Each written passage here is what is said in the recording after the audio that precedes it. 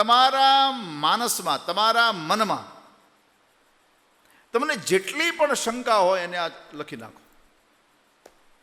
જેટલી પણ. પછી ધર્મ માર્ગની હોય કે આપણા સંસારની હોય, વ્યવહારની હોય કે અધ્યાત્મની હોય, જેટલા પણ તમારા માનસમાં સંશયો છે એ બધાનું આજ લિસ્ટ બનાવો. અને પછી સવાર સાંજ વ્યાસપીઠની સામે બેસો, ધ્યાનથી સાંભળો અને છેલ્લે દિવસે મને કહેજો કે તમારા કેટલા પ્રશ્નો બાકી રહ્યા છે. આ મારીને તમારી ગ્રંથિને દૂર કરનારો આ ગ્રંથ. ગ્રંથ શબ્દનો અર્થ નીકળે, આમ તો ગ્રંથિ એટલે ગાંઠ. નાની હોય એને ગ્રંથિ કહેવાય, અને એ ગાંઠ મોટી હોય તો એને ગ્રંથ કહેવાય ને. ગાંઠો, આપણી ભાષામાં ગાંઠો. હા, આપણા જીવનમાં કેટલી ગાંઠો છે તમે જુઓ ને. તમે શેરડી ક્યારે મોઢેથી ખાધી? જેણે મોઢેથી શેરડી ખાધી હોય ઊંચી આંગળી કરે, આમ આમ આમ ફોલીને. હા, આમ એનો છોતું કાઢવાનું હોય અને ફોલવાની હોય. હા, મેં તો ખાધી, તે ખાધી, બધાએ ખાધી ફોલીને.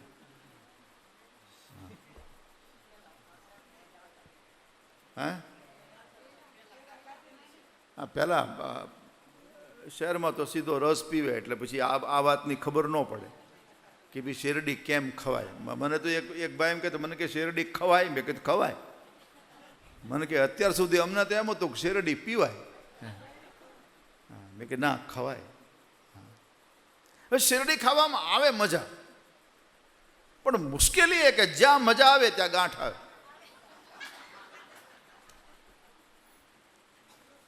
આપણે એમ થાય કે હવે આમ આમ આમ આમ આમ માદળિયું બરાબર આમ ચાવીને રસ ઉતારીએ, આમ થોડાક આગળ ચાલીએ ત્યાં ગાંઠ આવે. એ ગાંઠને તમારે દૂર કરવી પડે, ગાંઠને પસાર કરવી પડે. અને વળી પાછી જ્યાં આમ થાય કે હવે મજા આવશે શેરડી ખાવાની, ત્યાં પાછી ગાંઠ આવે. જીવન એવું છે, શેરડી જેવું. આપણને એમ થાય કે બસ હવે તો આપણે બધામાંથી પાર થઈ ગયા, હવે જલસા જ કરવાના છે, ત્યાં ગાંઠ આવીને ઊભી રહે. હા, એક સમસ્યાને આપણે દૂર કરીએ ત્યાં બીજી ઊભી થાય, બીજેને આમ દૂર કરીએ ત્યાં ત્રીજી આપણા માટે સામે આવીને ઊભી હોય. એ ત્રીજીને આપણે દૂર કરવાનો પ્રયાસ કરીએ અને પછી દૂર કરીએ ત્યાં ચોથી સામે દેખાતી હોય. ગિરનાર જે ચડ્યા એને ખબર હશે, છેલ્લે સુધી તમને દત્તાત્રેયનું શિખર ન દેખાય. આપણને એમ થાય કે બસ આટલે જ જવાનું છે, આટલે જ જવાનું, અહીં પહોંચી ગયા એટલે પૂરું. પણ ત્યાં ગયા પછી બીજું તૈયાર થાય, ત્યાં ગયા પછી બીજું દેખાય. હકીકત તો એ છે આપણા બધાની કે સમસ્યાને દૂર કરવામાં જે સમય જાય એનું નામ જીવન. સમસ્યાને દૂર કરવામાં જે સમય જાય એનું નામ જીવન. ગાડી ચલાવે ને એને ખબર હશે. તમે મુંબઈથી ભરૂચ આવ્યા,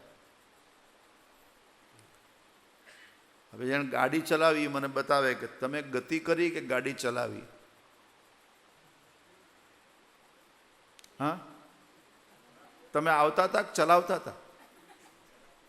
ચલાવતા હતા. તો આવતું તું કોણ?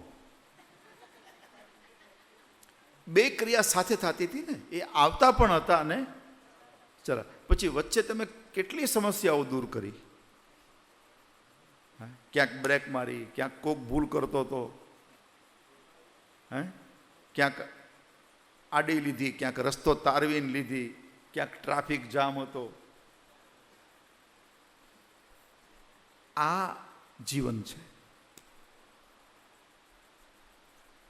એટલે માણસના જીવનમાં સમસ્યા આવવાની, અને એ સમસ્યાને પાર કરતા કરતા કરતા કરતા કરતા પણ સમસ્યાને પાર કરવામાં જે આનંદ આવે ને એ માનવ જીવન છે.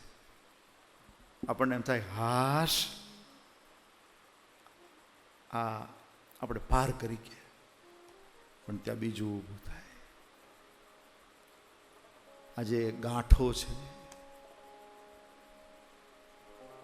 એને તોડવા માટે આ ગ્રંથ છે. જીવનનો સાચો આનંદ પ્રાપ્ત કરવા માટે